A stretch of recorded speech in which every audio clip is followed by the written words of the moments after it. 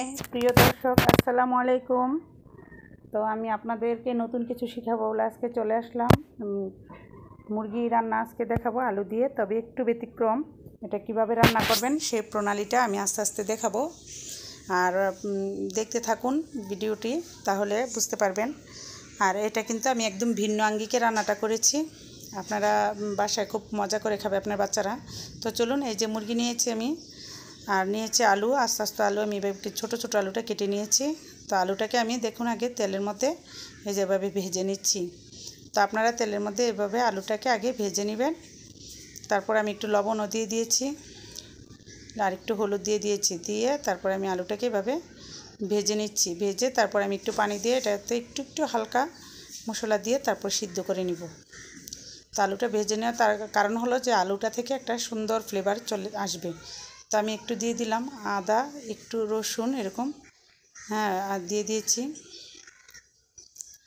দিয়ে তারপরে আমি এখানে একটু মরিচের গুঁড়ো দিব অল্প, দিয়ে নেড়ে চেড়ে তারপর আমি এটাতে পানি দিয়ে নিব।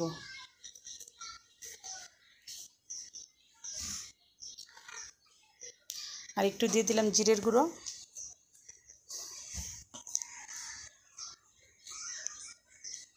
তো এখন আমি এটাতে পানি দিয়ে নিয়েছি। আর এটাতে আমি কিন্তু কোনো রকমের পেঁয়াজ ইউজ করিনি, কারণ পেঁয়াজ ইউজ করলে কিন্তু আপনার যে একটা ভাজা ভাজা গ্রান আছে ওটা কিন্তু থাকবে না, এই জন্য আমি করিনি। তো এখন সিদ্ধ হওয়ার জন্য আমি একটু পানি দিয়ে ঢেকে দিব। এটা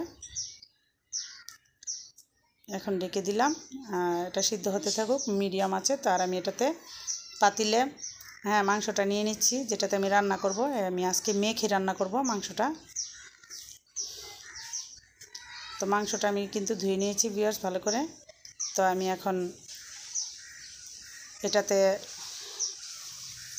দিয়ে দিব, এক এক করে দিয়ে দিলাম আমি মরিচের গুঁড়ো, তারপরে দিয়ে দিলাম হলুদের গুঁড়ো, তারপরে জিরের গুঁড়ো, তারপরে আদা রসুন বাটা, তারপরে আদা বাটা, তারপরে আমি দিয়ে দিলাম এগুলো ভালো করে মেখে নিচ্ছি। তারপরে বাকিটা দিচ্ছি ভিউয়ার্স, আর একটু লবণ দিয়ে তারপরে মেখে নিচ্ছি। এটা ভালো করে মেখে নিচ্ছি, আর একটু তেল দিয়ে দিব, একটু পেঁয়াজ কুচি দিয়ে দিচ্ছি। তো আমি ভালো করে মাংসের সাথে পেঁয়াজগুলো মেখে নিচ্ছি। ভালো করে মেখে নিলে মেরিনেট যত হবে ততই কিন্তু টেস্ট বাড়বে ভিউয়ার্স। তো এটা ভালো করে মেখে নিতে হবে মাংসটা, ভালো করে মেখে তারপরে আমি এটার মধ্যে আরও কিছু দিব। তো আমি আর একটু সামান্য পেঁয়াজ দিয়ে দিয়েছি, আর এখন দিয়ে দিলাম তেল। তো তেল আপনার পরিমাণ মতো আপনি দিবেন, আমি আমার মুরগির পরিমাণে আমি দিয়েছি এখানে।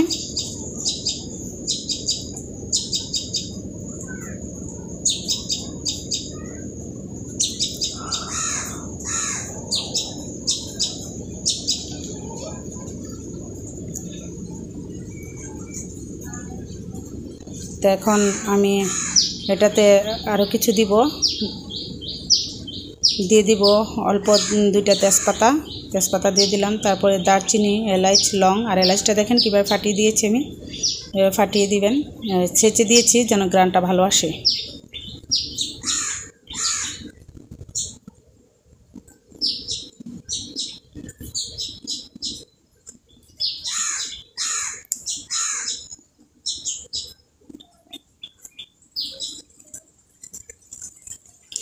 তো এদিকে দেখুন আমার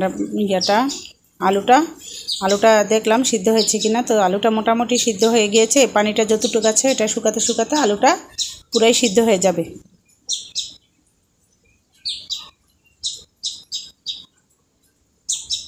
তো আমি আরেকটু ঢেকে দিচ্ছি।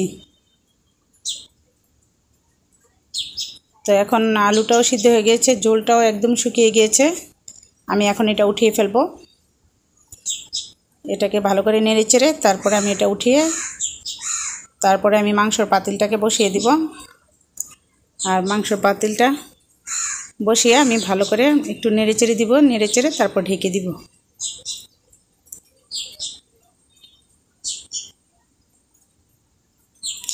তো এখন ঢাকনা উঠাতে উঠিয়ে দেখলাম যে মাংসটা সিদ্ধ হয়ে গিয়েছে না, কিন্তু বলক এসেছে ভালোই। তো এখনও আরও কষানো বাকি আছে, আরও কষবে ভালো করে।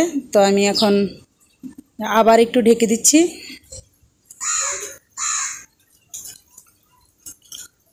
আর আলুটা এখন কষানো হয়ে গেছে, তো আমি আলুটা দিয়ে ভালো করে নেড়েচে নিচ্ছি। আর আলুর যে মশলাটা ওটাও দিয়ে দিচ্ছি সাথে, ওটা দিয়ে দিলে ভালো করে একটু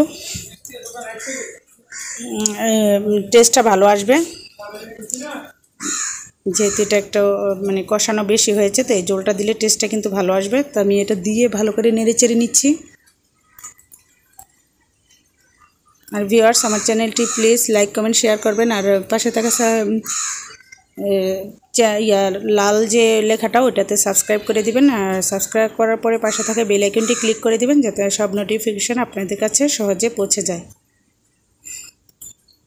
তো আমি পানি দিয়ে দিলাম এখন। আর যেহেতু মাংসটাও কষানো হয়ে গেছে, আলুটা সিদ্ধ, তো পানিটা কিন্তু অতটা লাগবে না দেওয়া। তো আমি এখন ঢেকে দিচ্ছি ভালো করে নেড়েচেড়ে। তারপরে আমি ঢেকে 5 মিনিটের মতো রান্না করব।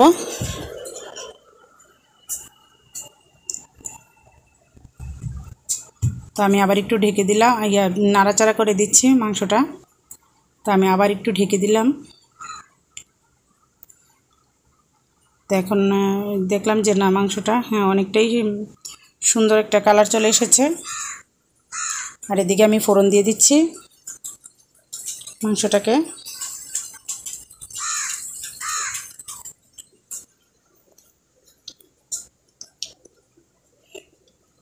একটু লবণ দিয়ে ফোড়ন করে নিচ্ছি।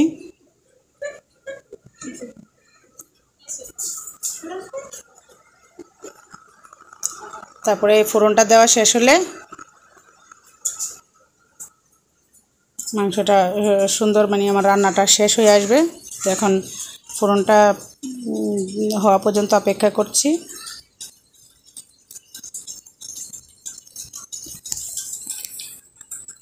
তো আমি এদিকে মাংসটাকে নাড়াচাড়া করে দিলাম। মাংসটা কিন্তু একেবারে সুন্দর কষানো একটা ভাব চলে এসে পারফেক্টলি হয়ে গিয়েছে। আর এদিকে আমার ফোড়নটাও হচ্ছে।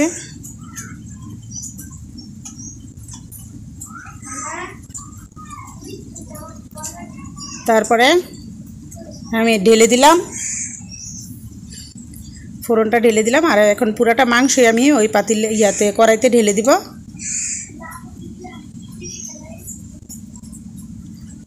তারপরে এই যে আমি ঢেলে দিয়েছি।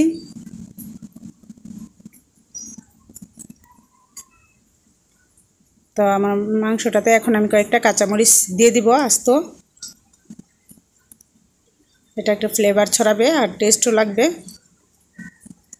তো ভিউয়ার্স, আমার চ্যানেলটি যদি দেখেছেন ধৈর্য ধরে, এই জন্য আপনাদের জানাই অসংখ্য ধন্যবাদ। আর আমার চ্যানেলটি সাবস্ক্রাইব করতে কিন্তু ভুলবেন না। লাইক কমেন্ট শেয়ারও করে দিবেন বেশি বেশি করে। তো ভিউয়ার্স, হয়ে গেছে, আমি একটু সার্ভ করছি, দেখেন কেমন হয়েছে।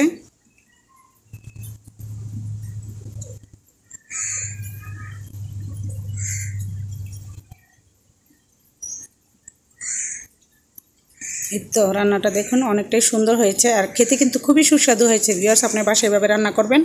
হ্যাঁ, তাহলে ব্রয়লার মুরগি রান্না করেছেন নাকি দেশি মুরগি বোঝাও যাবে না, খুব টেস্ট হবে। বাসায় সবাই খেতে পারবেন। তো ভালো থাকবেন, সুস্থ থাকবেন। আল্লাহ হাফিজ, আসসালামু আলাইকুম।